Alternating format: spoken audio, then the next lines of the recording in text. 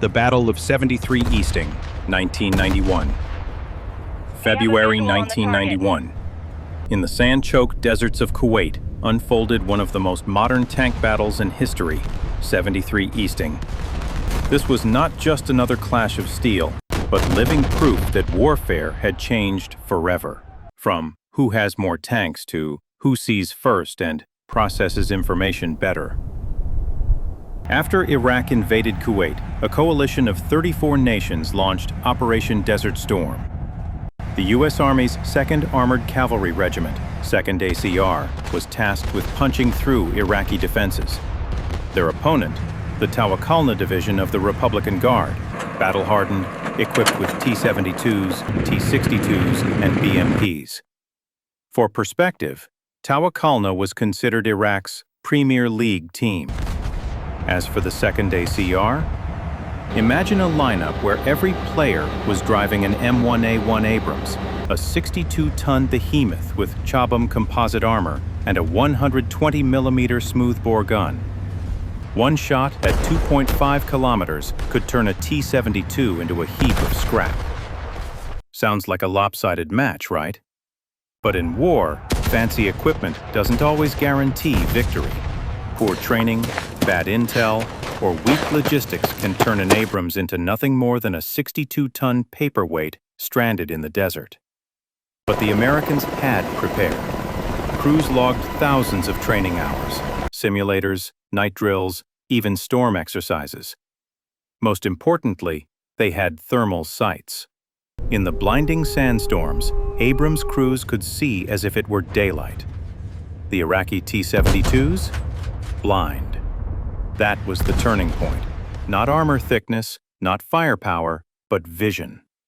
In business terms, it's like the company with the customer data always lands the perfect ad, while competitors stumble around On in the dark. afternoon of February 26th, a sandstorm swept across the desert.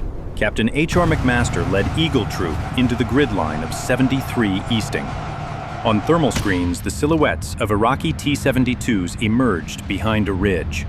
McMaster didn't hesitate. He ordered fire. Result? Dozens of T-72s erupted in flames before they could even traverse their turrets. Here's the twist. McMaster would later become the U.S. National Security Advisor. From tank commander to statesman, proof that battlefields test not only technology, but people. In just a few hours, U.S. and coalition forces destroyed 160-plus tanks, 180 armored vehicles, and 12 artillery pieces. The Iraqi defense collapsed, unable to mount an organized counterattack. U.S. losses? A handful of Bradleys hit, 1 Abrams damaged. Some called it an unfair fight, but the truth lay deeper than weak Iraqi soldiers. It was systemic. First, the export model T-72s Iraq received were downgraded, less armor, inferior ammo. Second, Iraqi commanders had no real-time intelligence. They were blind to the attack. Third, their doctrine was outdated. Build static defenses and wait. The Americans played by new rules: maneuver, initiative, and kill chains. In civilian terms, Iraq was still running a mom-and-pop store with handwritten ledgers. The U.S. had already rolled out ERP systems with AI analytics. The outcome was inevitable. 73 Easting confirmed a new truth. Modern war is about sensors and information processing. A tank was no longer just a gun on tracks. It was a node in an information network. See first, decide faster, win. After 1991, every military academy studied this battle.